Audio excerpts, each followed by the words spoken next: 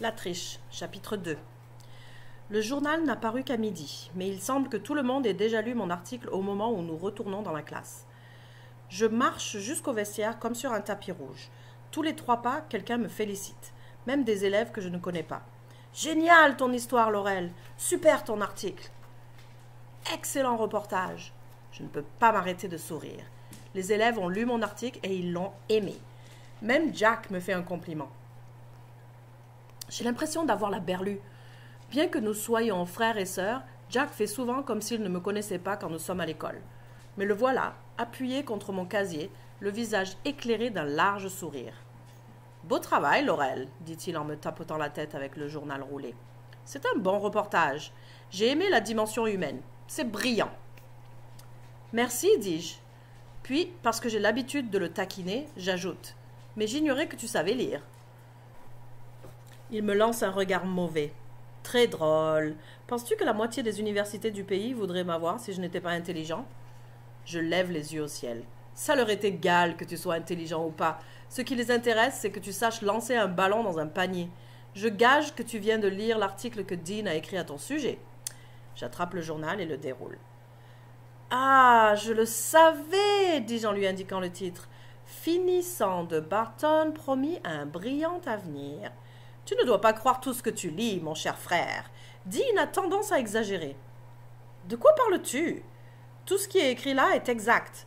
C'est un fait qu'une demi-douzaine de collèges et universités m'ont offert une bourse d'études pour sportifs.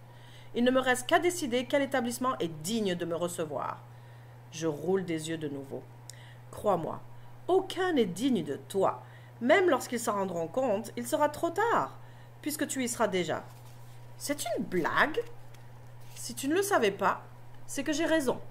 Et maintenant, file, dis-je en le poussant. Je ne veux pas qu'on découvre que nous sommes frères et sœurs. Je tiens à ma réputation.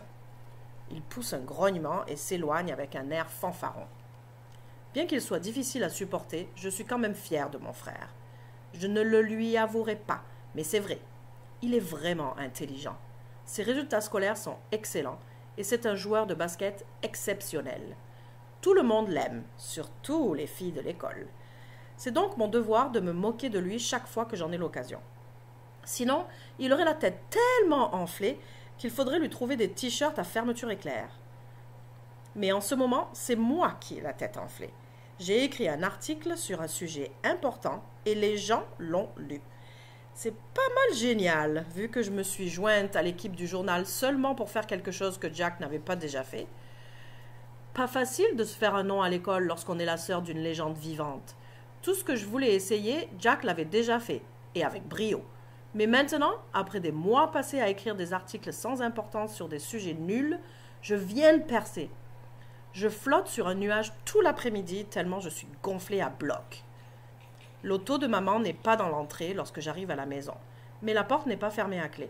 Il n'y a qu'une explication. Jack est arrivé avant moi. Ou plutôt, Jack et Sean sont arrivés avant moi. Sean et Jack sont meilleurs copains depuis toujours.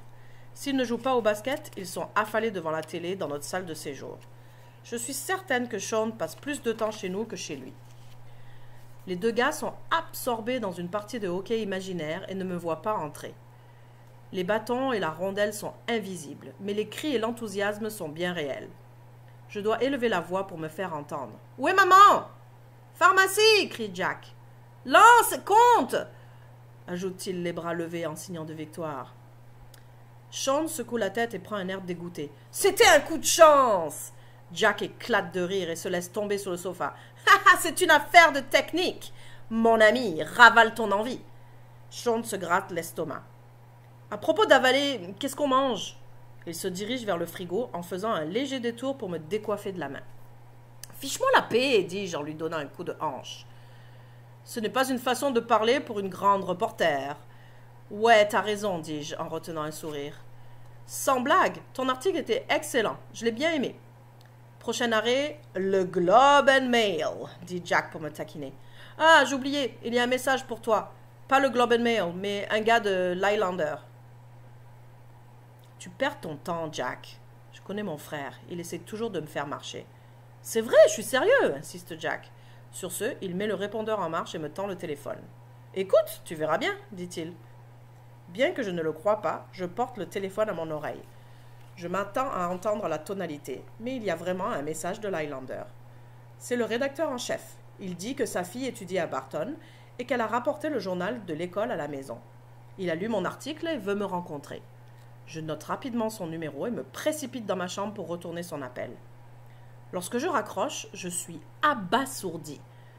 Il veut publier mon article au sujet du squatter, dans l'édition de vendredi.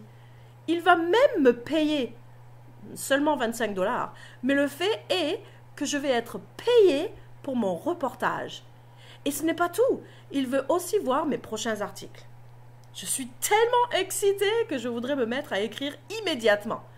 Mais il y a un hic, je n'ai pas de sujet.